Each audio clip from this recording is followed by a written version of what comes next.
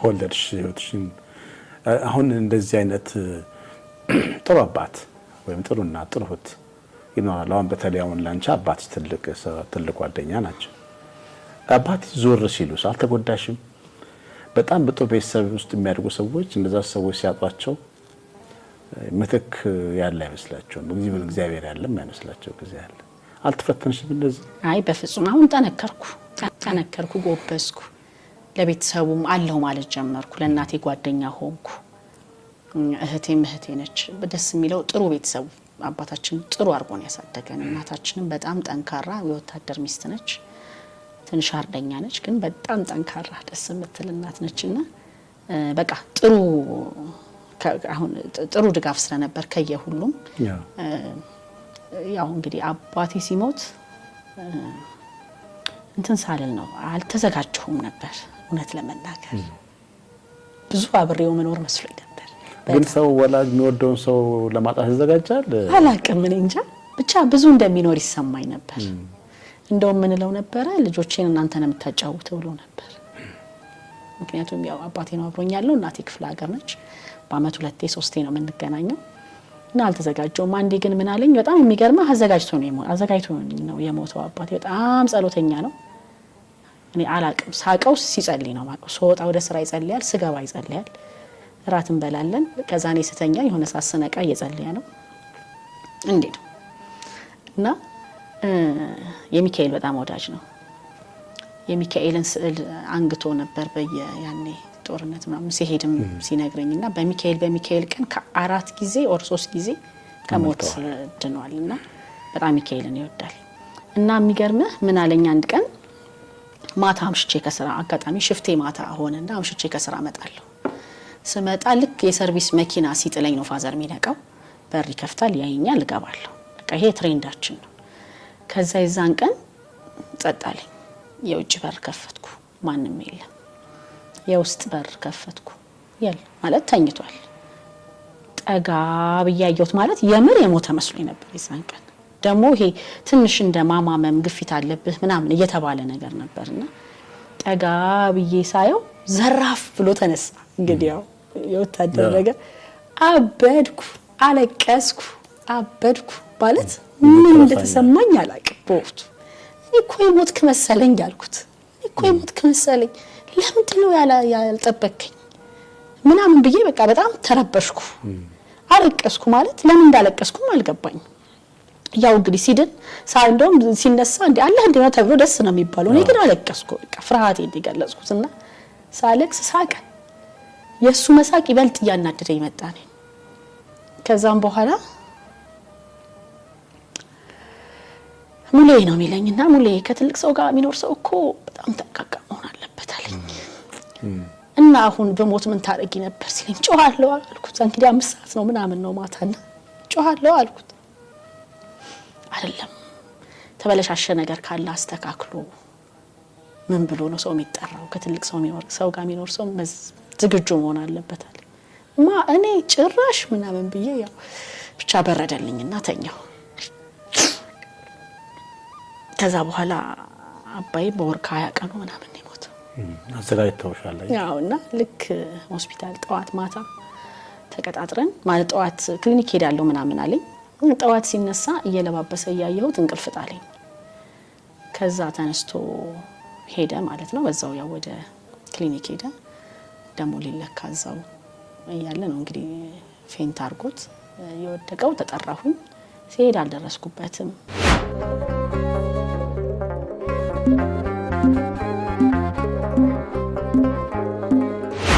ከዛ በቃ ያው ለተወሰነ ሰዓት ኦፍ ኮርስ አላቅም ነበር ምን ሀፕን እያደረገ ነበር። እንደ ህልም ነው ትዝ የሚለኝና መጨረሻ ግን የሚገርም ራሴን የታገኘሁት ሆስፒታሉ በር ላይ ወድቄ ሰዎች እየጎተቱኝ ነው። ሙሌ ከትልቅ ሰው ጋር የሚኖር ሰው እኮ ጠንቃቃ ነው መሆን ያለበት የሚለው ነገር እንደ ድምጽ ነው የተሰማኝ። ከዛ ካለሁበት ብድግ ስል ሰው ደነገጠ። እያበድኩም መሰለው። ጋውን ለብሼ ነበር። ጋውኔን ውልቅ አረኩና ይሄ አንጀቴ ወደ ውስጥ ግብት ስላለብኝ አንጀቴን እስር ነው ያደረኩት በቃ። ከዛ በኋላ ምን ላድርግ ወደሚለው መጣሁ። ምን ላድርግ? አዎ ቤተሰቤ ጋር ልደውል፣ እናቴ ጋር ልደውል፣ ወንድሜ ጋር ልደውል። እንግዲህ ብቻዬን ነኝ እዚህ ያለሁት። ከዛ አጎቶቼ ያሉ ምናምን እዛው አካባቢ ኢሚዲየትሊ ለነሱ ስልክ ላጎቶቼ ለመደዋወል ጀመርኩ። በቃ ወደ አክሽን ውስጥ ገባ። ከዛ በኋላ የሚገርም 3 ቀን የቆየው ፋዘር ሳይቀበል፣ ምክንያቱም ወንድሜ ከጋምቤላ መምጣት ነበረበት። የዛሬ 13 አመት ምናምን አካባቢ ይመስለኛል 13 አመት 14 አመት እንትንም አለ ባሌ እንዳሁን ትራንስፖርቴሽን ብዙ ጥሩ አልነበረም፣ መንገዱ ያስቸግር ነበር። ስለዚህ መኪና ኮንትራት ምናምን እንደዚህ እንደልባ አይገኝም። ብቻ እንደዚህና ከዛ አስተካክዬ ሬሳውን ምናምን አጎቶቼ መጡ። ምኒልክ ይሄድ ይመርመር ሲሉኝ በፍጹም አልፈልግም፣ በቃ በክብር ወደ ቤቱ ይግባ፣ ቆራቢ ነው፣ ምንም ነገር እንዲሆን አልፈልገው። ወደ ቤት አስገባው። ከዛ በቃ እንትን ሆንኩ፣ ፋሲሊቴተር ሆንኩ ማለት ነው። በቃ ጥንክር። ከዛ በኋላ እራትም አልበላሁ ነበር። ጠዋት እራት አልበላም ነበር በልምድና ጠዋት አልበላሁም። ጠዋት ነው ይሄ ነገር ሀፕን ያደረገው። ከዛ ሚሪንዳ ግሽልኝ አልኳትና ጓደኛዬ ሚሪንዳ ጠጣው። ከዛ በቃ ያኔ እንደዚህ ኤቲኤም ምናምን ብቻ አበለብል አልነበረም ብዙ ነገርና ተነስቼ ኮንትራት ታክሲ ይዤ ባንክ ሄድኩ ብር ላወጣ። ምን አለፋ በቃ ከዛ አውጥቼ ይሄ ለእንደዚህ ብዬ ሰጠው። ቤተሰቦቼ ጋር ደወልኩ። ስሜቴን እየተቆጣጠርኩ እናቴን አወራት ነበር፣ ስሜቴን እየተቆጣጠርኩ ወንድሜን አወራ ነበር። በጣም ከባድ ጊዜ ነበር ለኔ። ካልተሳሳትኩኝ በቃ early age ላይ ነኝ፣ ገና ነኝ። እድሜም እንደዚህ በጣም ኃላፊነትም የበቃ ሰዓት አለ። ልጅ ወልደሽ ነበር? አልወለድኩኝም። ከዛ በቃ ይሄ ሆነ። ቤተሰቦቼ መጡ። ከዛ ቀብር ስነ ስርዓት ተደረገ። አባቴ በጣም ብዙ ቤተሰቦች አሉት እዚህ ዙሪያ ላይ። ከዛ በቃ ሁሉም ከሱሉልታም ከመጫንጮም ከምንም የሚመጣውም ሰው መጣ። ቀብር ተባለ። ከዛ ደግሞ እንግዲህ ይሄንን ቤተሰብ ደግሞ ይዤ ባሌ ደግሞ ሄድኩ። ከዛ ባሌ የነበረው ደግሞ አቀባበል የባሌ ሰው የጎባ ሰው በቃ አብሮ ከሚቆም ነው በችግርም በደስታምና እዛም የነበረው ነገር ከባድ ነበር። እሱን ጨርሼ እንደገና መጥቼ ደግሞ 40 80 ስል እስከ 80 ምናምን ድግስ ድረስ እውነት ለመናገር በቃ አክቲቪቲ ላይ ነበርኩ። ያው አለቅሳለሁም ምናምን እንደማንኛውም ሰው፣ ግን በቃ ጥንክር ብዬ ነበር። ልክ 80 ቀን ሆነ ሰው ሁሉ ወደ ቤቱ ሲገባ ግን እኔ መመለስ አቃተኝ። አዘኑ ቆጣ። በቃ ቤት ስገባ ከስራ ማንም የለም። ራሴን ጠዋት ከእንቅልፌ ተነስቼ ቤተክርስቲያን ልሳለም ብዬ ነው የምወጣው። ግን ራሴን ማገኘው የፋዘር ቀብር ጋር ነበር። ቀይ ሰፈር ሰው ይደውላል ስልክ፣ ራያዟት እቺ ልጅ ሰዷት ይባላል። በቃ ከዛ 6 ወር ምናምን አልፈጀብኝም። ከዛ አስታውሳለሁኝ ወደ 4ኛ ወር ወይ 5ኛ ወር ብቻ እንደ 6ኛ ወር አካባቢ የሆነ ቀን እየሄድኩ ወደኩ መንገድ ላይ። ዛ ያው ሰፈሬ ነው ሩፋኤል፣ ሰዎች አፋፍሰው ምናምን ሆስፒታል ይዘውኝ ሄዱ። በቃ ምንም ኢሚዩኒቲ የሚባል የለም። ታይፈስ ምንድን ያልተገኘብኝ ነገር ማለት ነው። ለካስ በቃ ውስጤ አልቋል በቃና ከባድ ነበር። ግን የሚገርመው ነገር በቃ ጠንካራ ነበርኩ። እንደውም አንድ ጓደኛዬ ምን አላሉ መጥቶ አይቶኝ አረ ደህና ነች አሉ። ምክንያቱም ሁሌ የሚያቀኝ አባቴ እንዲህ ብሎ አባቤ እንዲህ ብሎ ከአባቤ ጋር እንዲህ ሄደንና ያው ከሱ ጋር ስለምን ሁሌ ይሄን ወሬን ነው የሚያቀውና መጥቶ የሆነ ተንጋልዬ ምናምን ነው መጠብቀው የመሰለውና መጥቶ አይቶኝ አረ ደህና ነች ምናምን ብሎ ሄዳሉ። በጣም ደህና ነች በቃ ችለዋለች አይነት ነገር። አንድ ሰባኪ ምን ብሎ ሰበከ አንድ ጊዜ፣ የምትወዷቸውን ግደሏቸው አለ፣ ሳይሞቱ ቀድማችሁ ግደሏቸው። እውነት ለመናገር አሁን አይም ተጨፍኖ አይም ተገልጦ ለማሰብ የሚከብድ ነገር ነው። የሚወደኝ ሰው ከበቦታ ጧሉ ለማሰብ። ለዚህ ነው ካጣነው በኋላ ሀዘኑን ተሸክመን መኖር የሚያቅተን። ሰው እንደ ልብሱ አይደለም። የልቡ ትከሻ በጣም የተለያየ ነው። ጎበዝ ሰው አለ፣ ጎበዝ መስሎ ደግሞ በጣም ደካማ ሰው አለ። አይሽ ይሄ የኛ ችግራችን ነው። ቀድመን ምን ሟቾች መሆናችን ይታወቃል። አባቴ ለብዙ ጊዜ ከኔ ጋር ይኖራል፣ ልጆች ሰርጋ ያሉ ሁሉ ለናቀደል እንደሱ ልክ ነው። ያው እንግዲህ ትክክል አይደለም፣ ግን በቃ ይሄ ሰውኛ ባህሪ ይመስለኛል። ምንለምደው ነገር አይደለም። በፍጹም መቀበል አንችልም። ምንለምደው ነገር አይደለም። ይገርማል። እኔ በቀደም ከዛ ወደ ትዳር አላፋጠነሽም ይሄ ችግር? አግፋጠነኝ። ከዛ በኋላ ምን 2 አመትም አልቆየሁም ወደ ትዳር ዓለም ስገባ ማለት ነው። ከዛ እግዚአብሔር ደግሞ በሁለት ነው አባቴን ያጣሁት፣ በሁለት ሴት ልጅ ሰጠኝ ማለት ነው። አዎ ሴት ልጅ ሰጠኝ። በቃ በጣም ትምህርት ቤት የሆነች ሴት ልጅ ሰጠኝ። ከዛ በኋላ እንግዲህ የእግዚአብሔር ፍቃድ ሆኖ በዛ ህይወት ውስጥ መቀጠል አልቻልኩኝም። ያው ልጅነቱም አለ፣ የወታደር ልጅ ነኝ ቅድም እንዳልኩ፣ ያው እንትኑም አለ ይሄ እድሜው ጥሩ ነኝ ፋይናንሻሊ ምናምን እና በቃ ያው ማስቀጠል የሚገባኝን ነገር በወቅቱ በሁለታችንም ስህተት መቀጠል አልቻለም። ከዛ በኋላ እንግዲህ ልጅ ይዞ ደግሞ ብቻ የመኖር ኃላፊነት ልጅ ሲንግል ማሞ አልወደውም ቃሉን፣ ግን ያው ብቻ ብዙ ሰው ስለሚሰማው እና ስለሚያውቀው ብዬ ነው ያነሳው። አዎ ቃሉ ትንሽ ስለሚከብደኝ እንትን ያደርገኛል፣ ቻሌንጅ ያደርገኛልና ብቻ እንደዛ ሆነና ከልጄ ጋር አብሬ መኖር ጀመርኩ ማለት ነው። በቃ አዲስ ህይወት ከልጄ ጋር ከአባቴ ጋር የነበረው ኑሮ ተገለበጠና ከልጄ ጋር መሆን ጀመረ። እሱ ደግሞ ሌላ ትምህርት ቤት ነው። ቅድም ብያለሁ፣ ከአባቴ ጋር ያለኝ ግንኙነት ከእግዚአብሔር ጋር ያለኝ ግንኙነትን በጣም አጥብቆልኛል። ልጄ ደግሞ በቃ ህይወትን የምር ሰጠችኝ ማለት በቃ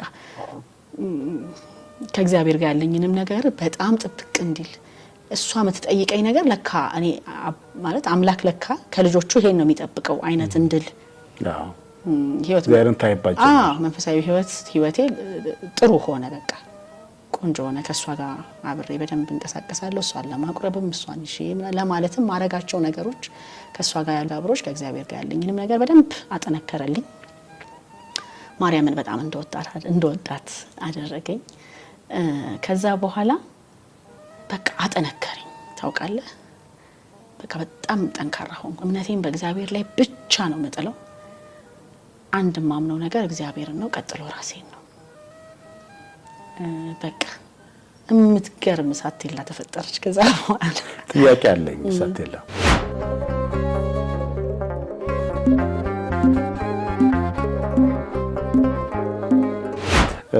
ምናልባት በጣም ተወጁን አባትሽን ባለቤትሽ ትፈልጊው ነበር አብራችሁ ትኖሩ እና አጣሽ አባትሽን ባለቤትሽ ውስጥ የአባትሽ መልካምነት፣ ጓደኝነት፣ በጣም መቅረብሽ፣ ከአባትሽ የምታገኛቸው እነዛ መንፈሳዊ ውብ የሆኑ ሴቶች የትዳር አጋርሽ ላይ ልታገኘው አልቻልሽም? ምሳሌ ስሜት ተሰማሽ ነበር?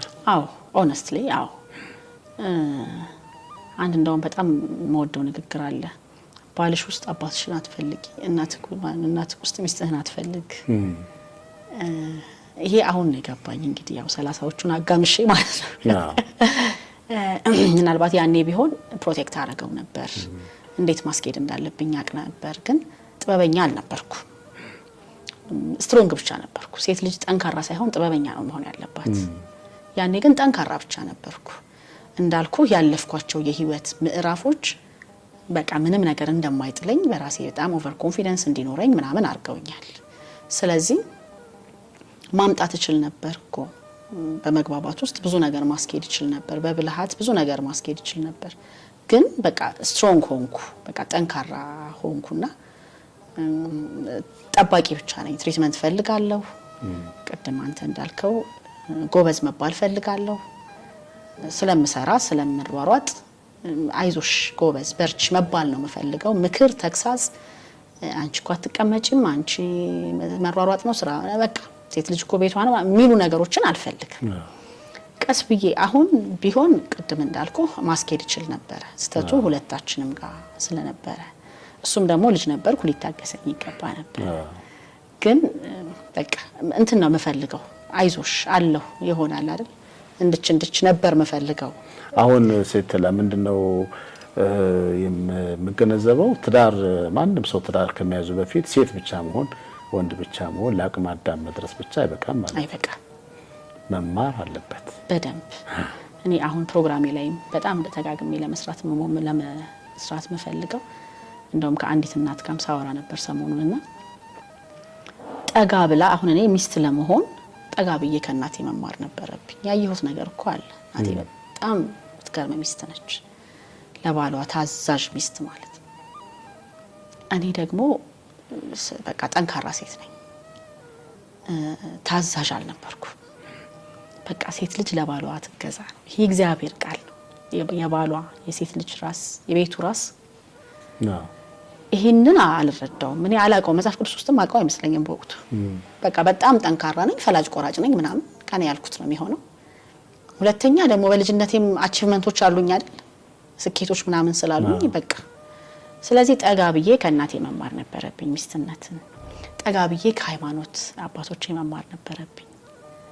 ራሴን መስማት ነበረብኝ፣ ማዳመጥ ነበረብኝ። ግን አሁን ወጣቶች ትልቁ የምንሳሳተው ስህተት ምንድነው? ሴሬሞኒው ላይ ነን ያለነው፣ ሃኒሙኑ ላይ፣ ሮማንቲኩ ላይ እንግዲህ ቅርታ አማርኛዎቼ ያው እነዚህ ላይ ነው ያለነው። ይሄ በቃ ደስታው ላይ ፌሽታው ላይ ከሮማንቲኩ ቀጥሎ ዘመነ ግብግብ አለ፣ ዘመነ ፍጭት አለ ምናምን በቃ ለዛ ሬዲ አንሆንም። በቃ ሃኒሙኑን ብቻ ነው አይተን የምንገባው። ሮማን ይሄ የፍቅር ነገሩ ምናምን ብቻ ነው አይተን የምንገባው። ከዛ በኋላ ውስጥ መታዘዙን ምናምን ማለቱን ይሄ መመካከሩን ነው በቃ ይሄ ያንኑ ውጪ የነበረውን ጥንካሬያችንን ጉብዝናችንን ውጪ የነበረንን በቃ ይሄ ምችት ያለውን ነገር ውስጥ እንፈልገዋለን እና መጣዋለን ይቻላል። ምክንያቱም አሁን ሆኖ ስላየሁት አሁን ከትላንት ተምሬ ዛሬ ላይ ያንን ለማድረግ ስጥር ራሴን አግኝቻለሁ። ግን የዛን ጊዜ ምንም ለማሻሻልም ዝግጁ አልነበርኩ፣ ለመጠየቅም ዝግጁ አልነበርኩ። ስለዚህ ሴት ልጅ ስለደረሰች ብቻ በቃ ማግባት ስላለባት ብቻ መውለድ ስላለባት ብቻ አሁን ትልቁ እንደ ሀበሻ የምንቸገርበት ነገር አላገባሽም አግቢ እንጂ ጓደኛሽ እኮ አገባች ወይም ደግሞ ጓደኛ አሁን ደግሞ ህይወታችን ሶሻል ሚዲያ አይደል? ሶሻል ሚዲያ ላይ ሰዎች ሲጋቡ ብራይዳል ሲያረጉ እናም ሲያረጉ ስና ያንን እንትን ለማድረግ ለመፈጸም እንደ አስገዳጅ ነገር ያንን ለመፈጸም ነው የምንሮጠው። ሆኖ በቃ ህይወት ያ አይደለም። ህይወት የየእለት እንደውም ጓደኛዬ ምን ትላታለች? ትክን ትላታለች ራሱ በቃል ማለት ነው ብትል ግን እዛ ውስጥ ደግሞ መዳን ያለው ጠባሳ የሌለው ሂደቶች አሉ። ስለዚህ ሰው ለግንኙነት ሲዘጋጅ ለትዳር ሲዘጋጅ ብቁ ነኝ ብሎ ራሱን መጠየቅ አለበት። እችላለሁ ወይ የሚመጣውን ነገር? ምክንያቱም ቻሌንጅ አለው፣ ውጣ ውረድ አለው፣ ማጣት ማግኘት አለው፣ ብዙ ነገር አለው። ስለዚህ ለዛ ዝግጁ ነኝ ወይ ብሎ ራስን መስማት ያስፈልጋል እንጂ ሰው ስለደረሰ ብቻ ወይም ነገሮች ብቻ ወደዛ ስለመሩት ብቻ መሄድ የለበትም ብዬ አስባለሁና መማር ወደ ሃይማኖት አባቶች ጠጋ ብሎ መማር። እናቶቻችን እንዴት ነው ትዳራቸውን ያስቀጠሉት? እናቴ በጣም እንግዲህ በ14 ዓመት እኔ ተዳርኩት ትላለችና እኔ እስከምደርስ እስከማቃቸው ድረስ ባሌ ጎባ ላይ እነ ፋይል ወርቁና አልማዝ በቀለን ማያቅሶ የለም። ወንድምና እህት ነው የሚመስሉት። ተያይዘው ነው የሚገቡት፣ ተያይዘው ነው የሚወጡት። ለቅሶ አብረው ናቸው፣ ሰርግ አብረው ናቸው። በቃ ምንም ነገር ማለት ነው። ስለዚህ ያንን ማድረግ የቻሉት ያኔ እነሱ ይመጣሉ ባላቸውን ነው የሚሰሙት። እኛ ደግሞ አሁን ዘመናዊ አይደለም፣ ሚዲያው አለ፣ ጓደኛ አለ፣ ምናያቸው ነገሮች አሉ፣ ፊልሙ አለ። ያንን ህይወታችን ውስጥ ኢምፕሊመንት ለማምጣት ይመስለናል ማለት ፊልሙ በ45 በ1 ሰዓት ከ45 ይዋደዳሉ፣ ይታረቃሉ፣ ከዛ ይገናኛሉ፣ ከዛ ይካባሉ፣ ከዛ ህይወት ይቀጥላል አይደል? እሱን ነው ህይወታችን ውስጥ አፕላይ ለማድረግ የምንሞክረው። ህይወት ከዛ የተለየ ነገር ነው። የእለት እለት አክቲቪቲ ያለው ድምር ውጤት ነው። ስራ አለው፣ መስራት ያለበት ነገር አለ ሰው። ቅድም ጎበዝ ነበርኩኝ፣ ጠንካራ ነበርኩኝ፣ ጥበበኛ ነበርኩም ብለሻል። የአንዲት እናት ምን አለችኝ? በጣም ጂኒየስ ልጅ አለችኝ አለች፣ ጎበዝ ልጅ አሜሪካን ሀገር ነች አለችው።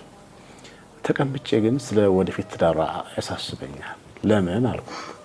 በጣም ጎበዞች፣ በጣም የሚያውቁ ሴቶች፣ ጠንካራ ሴቶች ትዳር አይዋጣላቸውም የሚል እምነት አላት። ለምን እንደዚህ ያሰብሽ ስላት፣ ብዙ ሴቶች ራሳቸውን መምራት የሚችሉ መስራት ገቢ ማግኘት የሚችሉ ለባሎቻቸው የመታዘዝ አቅም ይጎላቸዋል። በተለይ ብዙ እናቃለን ብለው የሚያስቡ ሴቶች ይቸግራቸዋል። ይሄን በህይወት መሬት ላይ ስላየሁት ልጄም ሊተፈተንብኝ ይሆን ይላልኩ ሁሌ ያስባለሁ እና እነግራታለሁ ማለት ተጨማሪ እነግራታለሁ አለች። እና የሴትዮ ሐሳብ በትንሹ ጋራዋለሁ እኔ ማለት አሁን ቀደም እንዳልሽው ጠንካራ ሴት ነበርኩ፣ መስራት እችል ነበረ፣ ግን ባሌን አልሰማሁትም።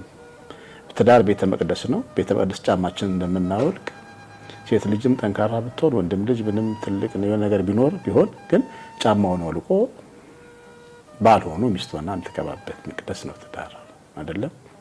እንጂ ውጪ ያለውን ያን ትልቁን ነገር አለቀነቱን፣ ሀብታምነቱን፣ ጎበዝነቱን እዛ አውልቆ ቤቱ ሲገባ ግን ሚስት መሆን ባል መሆን የተሻለው ነገር እሱ ነው ማለት ነው። ቆይቶ የገባሽ ነገር ይሄ ነው ማለት ነው አይደል? አዎ ይሄ ነው የገባኝ።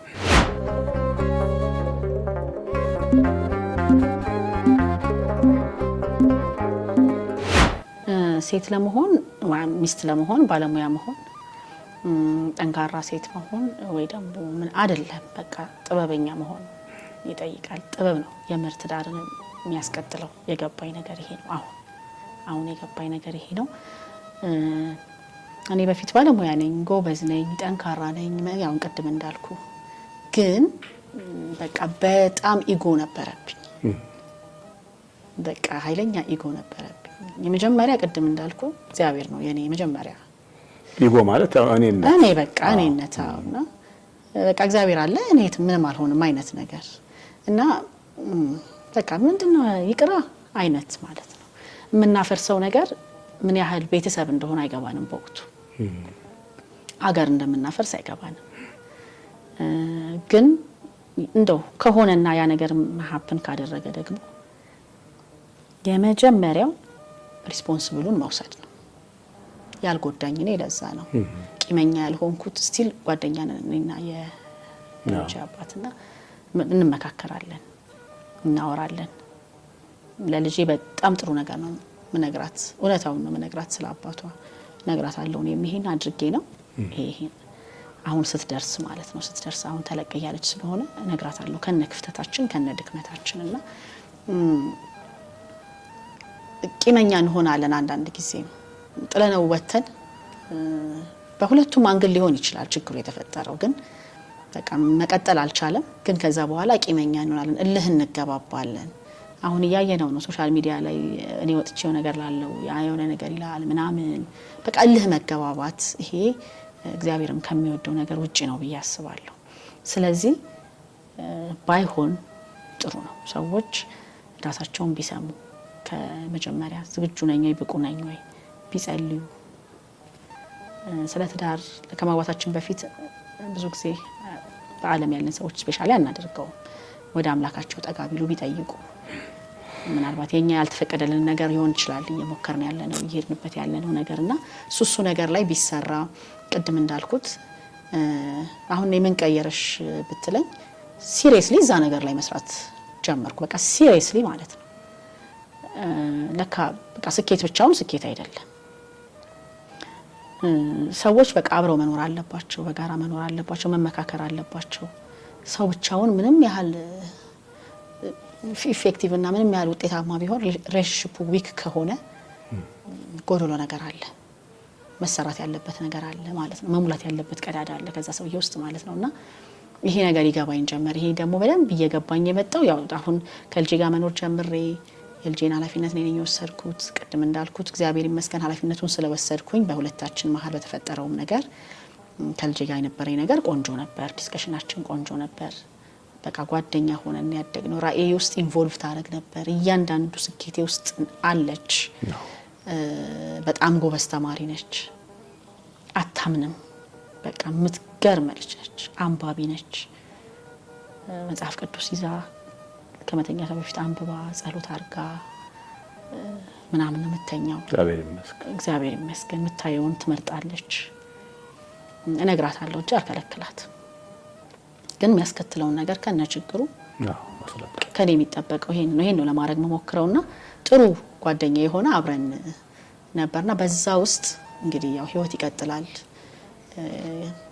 እና ወደ ሌላ ግንኙነት ውስጥ ወይም ሌላ ህይወት ውስጥ እየገባው መሆኔን ሳቅ እስቲ ቆይ ልስማ ብዬ ራሴን ማዳመጥ ጀመርኩ። ይሄድኩ አባቶች አማክር ጀመር፣ ከሰዎች ጋር መመካከር ጀመርኩ። እናቴን ጠይቃት ጀመር።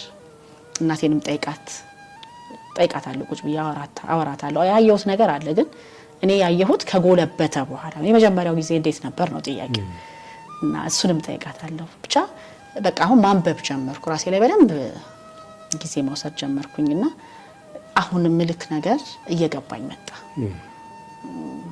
ለካስ ጥንካሬ ብቻውን ሲጀመር አይደለም ትዳርን ህይወትንም ለማስቀጠል ጥንካሬ ብቻውን አያስቀጥልም። በጣም ዲክታተር ነን ያሉ ዓለም ላይ ትልልቅ ታሪክ በበጎም በመጥፎም የጻፉ ሰዎች መጨረሻቸው ሳያምር አይተናል። ስለዚህ ጥንካሬ ብቻውን የሚቀየረው ነገር የለም። ጥበብ፣ ፈሪሃ እግዚአብሔር እና ምናስቀድማቸው ነገሮች መወሰን አለባቸው። ሰዎችን አብረን ለመኖርም ስናስብ እናስቀድማቸው ነገሮች ምንድናቸው የሚለው ነገር በራሱ ይሄ የገባኝ አሁን እንግዲህ ቆይቼ ራሴ ላይ ምሰሰራ ነው ክፍት ሳረግ ነው ራሴን። ያው በሞላ ነገር ውስጥ የሚገባ ነገር የለም ግን በቃ ለምሳሌ ያንተን ከዚህ ከትዳር ጋር ተያይዘው ያሉ ነገሮችን በደንብ ነው መሳማው ቁጭ ብዬ የሌሎች ሰዎች የሚጠቅመኝን ፓርት ማለት ነው ከሃይማኖቴ ጋር ከእግዚአብሔር መንገድ ጋር ያስታርቀኝን አይነት ሀሳቦች ያላቸው ሰዎች ጋር ወያያለሁ። በዚህ መንገድ እሱ ነገር ስብዕናን ያሳድጋል። ስብዕና ሲያድግ ደግሞ ማንነት ሲያድግ ደግሞ ቅድም አንተ እንዳልከው ከዚህ ከስኬቱ ከምናምኑ ቤት ግብት ሲባል እናት ሚስት መሆን የሚቻልበት ነገር ሲፈጠር የዛን ጊዜ ነገሮች ጥሩ ይሆን ይቀጥላል። ስለ በጎ አድራጎት ስትነግሪኝ ነበር ቅድም። በጎ አድራጎት ስራ ትሰሪያለሽ ማለት ነው? እንግዲህ ያው ሰው ያለፈበትን አይደል የሚፈልገው። ሁልጊዜ እኔ ኦርቶዶክስ ቤተክርስቲያን ውስጥም ሳድግ ምናምን ጥያቄዎች ነበሩኝ። ይሄ ከሴቶች ጋር ምናምን የተያዙ ነገሮች ልቤን ይይዙታል እና እዛ ላይ በተደጋጋሚ ከአባቴ ጋር በህይወት እያለ እናወራ ነበር። ሴት ልጅ ግን ጠንካራ መሆን አለባታል ምናምን፣ ሴት ልጅ እንደዚህ መሆን አለባታል። እናቴን በጣም ስለ ጥንካሬው አባቴ ሁሌ ያወራል። ምትገርም ሴት እንደሆነች ያወራል። ታማኝ፣ ጨዋ፣ ጠንካራ፣ ጎበዝ ሴት እንደሆነች ያወራልና ስለዚህ ጉዳይ ሲነሳ አው ይለኛል። ሴት ልጅ ጠንካራ መሆን አለባት ግን ከነለስላሴዋ ይለኛል። ሁሌ ምንም ሚዲያ ላይ ማወራው ግን ከነለስላሴዋ። ሴት ልጅ ያንን ለስላሴዋን ስታጣ በጣም ክፉ ነች፣ ከባድ ነች ይላል። እንግዲህ ያኔ እሱ የሚያያቸው በጦር ግንባር ምናምንም እያሉ የሚያያቸው ነገሮች ስለነበሩና እቺ ነገር ውስጥ የተቀርጻ ግን ቅድም እንዳልኩት መንገዱ ደግሞ ከባድ አይደል? የሴት ልጅ መንገድ ከባድ ነው። ፈተናው ብዙ ነው። ሚጥላት ነገር የት ጋር እንደሆነ አታውቅም። ቅድም እንዳልነው ኢጎ አለ ደግሞ አሸንፈን ጥሩ እንቅስቃሴ ላይ ያለን ሴቶች ደግሞ ኢጎ ውስጥ እንገባለን። ከኔ በላይ አዋቂ የሚለውና ጥናት አደርጋለሁ ዝም ብዬ እስቲ በጣም ውጤታማ የሆኑ ሰዎች የትዳር ህይወታቸውን ለመቃኘት ሞክራለሁ። እንደዚህ ብቻ እዚህ ላይ እንቀሳቀስ ስለነበረ ያው እንግዲህ ሰው ሲያድግ ራእዩን ፍለጋ ምናምን የሚባል ነገር አለ። ቀድሞ ልጆች ቢያውቁ ጥሩ ነው። እኛ እንግዲህ በ30 አመታችን ነው ፍለጋ የወጣ ነው ላለው ብዙ ጊዜ ወደ ራእይ ወደ ምናምን ስመጣ ሴቶች ላይ መስራት እንደሚያስደስተኝ ራሴን አገኘሁት ማለት ነው። መጽሐፍ ቅዱስ ስገልጥ የሚማርከኝ የአስቴር፣ የዲቦራ፣ የሩት ታሪክ ነው። እመቤታችንን በጣም ነው መወዳትና ይገርመኛል ጥንካሬዋ። ያው ከእግዚአብሔር የተሰጠው መለኮታዊ ነገር እንዳለ ሆኖ እዚህ ላይ የሆነ መሰራት እንዳለበት ይሰማኛል። ጠንካራ ሴት መሆን እንድትችል አንዲት ሴት ጥበበኛ ሚስት መሆን እንድትችል፣ ጎበዝ እናት መሆን እንድትችል፣ ምክንያቱም ትውልድ የሚሰራው ሴት ውስጥ ነው ብዬ አምናለሁ። ይሄንን በቃ እዚህ ላይ እየተንቀሳቀስኩ ያለ ሾዎች ፕሮግራሞች እያዘጋጀው እዚህ ላይ ስንቀሳቀስ ከአንድ ወዳጄ ጋር ተገናኘንና እዚህ ላይ በስፋት መስራት እንደምፈልግ ስነግረው ውመን ኤምፓወርመንት ላይ የሚሰራ የቻሪተብል ኦርጋናይዜሽን እንዳቋቁም መከረኝ። ከዛ በኋላ እኔም ቆንጆ ስለሆነ ሀሳቡ እዛ ላይ ያንን ድርጅት ሳትል ላይ በጎ አድራጎት ድርጅትን አቋቋምኩኝ። እንግዲህ እዛ ላይ ምንድነው የምንሰራው? እርዳታ መስጠት ምናምን ሳይሆን ሴቶች ያላቸውን ነገር ይዘው በኢኮኖሚም ቅድም እንዳልነው በስብዕናም በተለያዩ መንገዶች ኢምፓወር እንዲሆኑ ስልጠናዎችን እንሰጣለን። የገበያ ትስስሮች እንዲያገኙ እጃቸው ላይ ያሉት። ምክንያቱም ሴት ልጅ በኢኮኖሚ ስትጎዳ ቤተሰብ ነው አብሮ የሚጎዳው። አንዳንድ ጊዜ እንደው ከበድ ያለውን ነገር ስናይ ሴቶች በኢኮኖሚ ጫና ውስጥ በመሆናቸው ብቻ የሚያልፏቸውና ወደ አደጋ ራሳቸውንም ልጆቻቸውንም ወደ አደጋ የሚያስከትሉ ነገሮች ይኖራሉ። እነዚህ ነገሮች ሁሉ አይ ስለነበር ሴቶች ስትሮንግ መሆን አለባቸው። በኢኮኖሚ ስትሮንግ ሲሆኑ ከዚህ ከቻሌንጁ ከጭቅጭቁ ከምናምን ይወጡና ልጆቻቸው ላይም በበጎ መንገድ መስራት ይጀምራሉ። የሙሴን እናት ሙሴን የሰራችበትን መንገድ። ስለዚህ ሴት ልጅ ንቁ መሆን አለባት። ስትነቃ ግን ይሄ የሞደርኒቲ የልብስ ጉዳይ አይደለም። ጥበበኛ መሆን አለባት። ቅድም እንዳልኩት አንባቢ መሆን አለባት። ሃይማኖቷን መረዳት አለባት። ዓለምን የምትቃኝበትን መንገድ መረዳት አለባት። ሁሉም ቀይ ምንጣፍ አያስኬድም። እሱን ለራሷ ማወቅ አለባት፣ ልጆቿ ላይ መስራት አለባት። ለምን እኔ መወልደው ልጅ ነው ባል አይደል? አደጋ ማድራሽም አደጋ የሚደርስበትም እኔ መወልደው ልጅ ነው። ችግር የምትፈጥረውም ችግር ቢደርስባትም እኔ መወልዳት ሴት ነች። ስለዚህ እነዚህን መስራት የምንችለው እኛ ኢምፓወር ስንሆን ነው ብዬ ስለማስብ ጠንካራ ሚስት፣ ጠንካራ እናት፣ ጠንካራ ሴት፣ ብቁ ሴት እንደውም የሚለው ምንድነው ንቁ ብቁ ሴት ነው የሚለውና እንደዚህ አይነት ሴት እንድንሆን እንድንማማር እንግዲህ የበጎ አድራጎት ድርጅቱም ስልጠናዎችን ይሰጣል እየተንቀሳቀሰ የስራ ሀሳብ ውድድሮች ወደ ገበያ እየመጡ ሴቶች በስራ ሀሳባቸው ማሸነፍ እንዲችሉ ከዚህ ከመልኩ ከምናምኑ ባሻገር ሀሳባቸው እንዲወጣ እንዲሻገር። ምክንያቱም ሴት ልጅ ትተርፋለች፣ ስትሰጣት ታበዛለች፣ ብር ትሰጣታለች፣ አስቤዛ ታደርገዋለች አይደል? ልክ እንደዛ ስትሰራ ማህበረሰብ የሚተርፍ ነገር መስራት ትችላለች። ያንን መረዳት እንድንችል እኔም እኮ ገና አብሬ እየተረዳው ነው እያስገነዘብኩ አይደለም። ኢምፓወር የሆኑ ሴቶችን ወደ ሚዲያው በማምጣት እንድንማማርበት በትዳሩም በየትኛውም በቢዝነሱም በምኑም እንድንመካከርበት የቴሌቪዥን ፕሮግራም ተዘጋጀ እና ደግሞ ቅድም እንዳልኩት ያ የበጎ አድራጎቱ ደግሞ ስልጠናዎች ላይ ሴቶች ያላቸውን ነገር ወደ ገበያ ማውጣት እንዲችሉ እንሰራለን። በጣም ጠንካራና ጥሩ ሀሳቦችን ያካፈልሽ በጣም ትልቅ ሀሳቦችን በተለይ በወጣትነት የሚሰማ ስሜት እንዴት ማድረግ እንደሚገባ በትዳር ግንኙነት ውስጥ እንደዚሁ መብሰል ቶሎ ቀን መብሰል እንደሚገባ እና አሁን ደግሞ እንዳልሽው ደግሞ ሌሎችን መርዳት ከዛ ተምሮ ሌሎችን መርዳት እናቶችን ሴቶችን ትረጃለሽ አውቃለሁ። በቴሌቪዥን አሻም ቴሌቪዥን ላይ ትልቅ ቆንጆ አስተማሪ ፕሮግራም ታቀርቢያለሽ። ጎበዝ ልጅ ነሽ። እንግዲህ በልጅነትሽ ያመለክሽው እግዚአብሔር ያገለግል በህይወትሽ ውስጥ እያስተማረሽ ያው በጣም ማለት ነው ሰው ብስለቱ ከስጋና ከደም አይደለም፣ ብስለት ከመለኮት የሚሰጥ ስጦታ ነውና ይህን አድርጎልሻል። እግዚአብሔር ይመስገን። በጣም ደስ ብሎናል። ጥሩ ጊዜ ያሳለፍነው። ወርቃማ ጊዜ ስለሰጠሽን ከልባችን እናመሰግንሻለን። ብታመሰግኘው አሁን በዚህ አጋጣሚ እግዚአብሔር ፈቀድና ከልጅሽ ልጆች ትወዳለች። አንቺ አያቶልሽ ነው ይሄ ሚዲያ ላይ ተቀምጠሽ ልትቆይና አያታችን እንዳለች ለወደፊት ልጆቻችን አይቀርም እና ታመሰግኘው።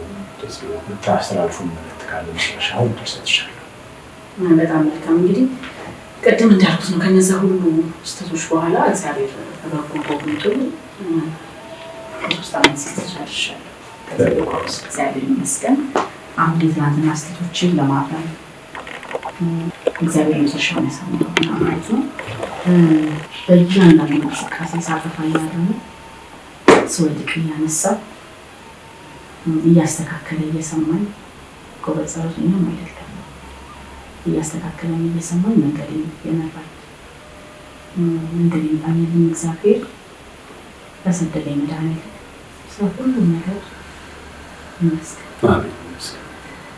በመቀጠል እኔ በጣም የማርያም ወዳጅ ነኝ። ከእሷ ጋር በጣም በቃ ከእናቴ ጋር እንደማውራ የሚሰማኝ ነገር እደራደራለሁ እና በስሯ ስር በድቄ ጋርጇን ግልጥ አድርጌ አልቅሼ አሳፍራኝ አታውቅም። እንዳመሰግንሽ ከፈለግሽ ነው ያልኩት። እንዳመሰግንሽ ከፈለግሽ ስምሽን እንድጠራ ከፈለግሽ ብትወጂኝ ከሆነ እያልኩ ነው ብዙ መንገዶችን ያለፉት። አንዳንድ ጊዜ እንደውም ስፔሻሊ ብቻዬን በነበርኩ ሰዓት ልጅን ብቻዬን በማሳደግ ሰዓት ታውቂዋለሽ ልጆች ማሳደግ እንዴት ከባድ እንደሆነ እላታለሁ ማለት ነው። እና ጎበዝ ጥሩ ንግግር ላይ ሆኖ ይችላል ብቻ ግን አስተካክለው ነው ዛሬ ነገሮች የሚሰማው ነው። ማርያምን ድንግል ማርያምን የዛ ነው በጣም ቅርበነች። ሳለቅስ ሁሌ ነው የምትሰማው። አሳፍራኝ አታውቅም። ሁሌ ልጃዋ፣ ረድኤቷ፣ በረከቷ፣ እናትነቷ፣ ፍቅሯ፣ ጥንካሬዋ ሁሌ ያግዘኛል። ሁሌ ነው። ሁለተኛ እንግዲህ ቅድም እንዳልኩት ከፍ እያለን ስንሄድ ጥበብን ስንሻ የመጀመሪያው ጥበብ ከድንግል ማርያም ይገኛል።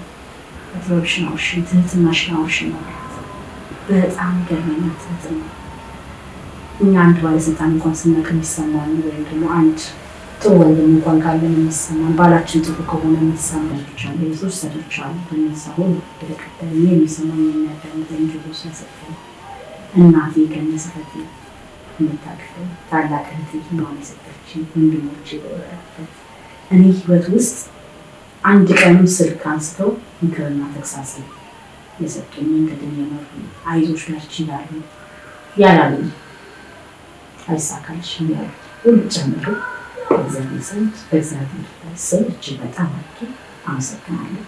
እንግዲህ አገር እንድትቀጥል የምንወዳት ሃይማኖታችን እንዲቀጥል እግዚአብሔር ከፍ እንዲል እናቶች መበርታት አለ። ምክንያቱም እኛ ውስጥ ነው ልጆች ከጽንስ ጀምሮ ነው የሚሰሩት ይላል ዶክተር ሮዳስ። ከጽንስ ጀምሮ ያለን ከልጆቻችን ጋር ውይይት፣ መስተጋብር፣ ኢሞሽን፣ ምስጋና መንፈስ እግዚአብሔርን የማመስገን እግዚአብሔርን የማምለክ ልጆች እየተጋባባቸው ነው እና የሚመጣው እናቶች በእያንዳንዱ ነገር ውስጥ ብንችል ራሳችን ላይ በደንብ ብንስራ ሃይማኖታችንን በደንብ እንወቅ፣ እንጠራ፣ እናንብብ የሚል መልዕክት ነው ማስተላለፍ። ሀገር ሰላም እንድትቀጥል ልጆቻችን ነገ የተሻለ እንዲሆኑ ዛሬ ላይ እኛ በቀኝ ምንጣፍ መሽከርከራችን ሳይሆን እኛ በጥበብ ልጆቻችንን ማኖራችን ነው ትልቁ ውጤት ሀገር የሚያስቀጥለውና ልጆቻችን ላይ በደንብ እንስራ፣ ሰላም ላይ እንስራለን። ዛሬ እንግዲህ ሀገራችንን ያህል ታግልባልክ እግዚአብሔር ይስጥልን። ወይዘሮ ስቴላ እግዚአብሔር ባርክሽ፣ ልጆችን ባርክልሽ፣ ስራሽን ብሩክ፣ ሀሳብሽን ራዕይሽን ሁሉ ፍጻሜውን አሳምሮ ያስፈጽምሽ።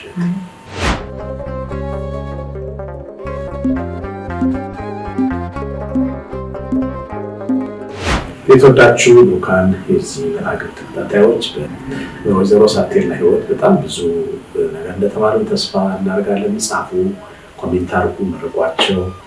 ምን እንደሰማችሁ ምን ተማራችሁ ጻፉላችሁ፣ ሁላችሁም ጻፉላቸው። እግዚአብሔር ባርካችሁ። የሚቀጥለው ሳምንት ከሌላ አዲስ እንግዳ ጋር እንገናኛለን። መንፈስ ቅዱስ ሁላችንን ይባርክ።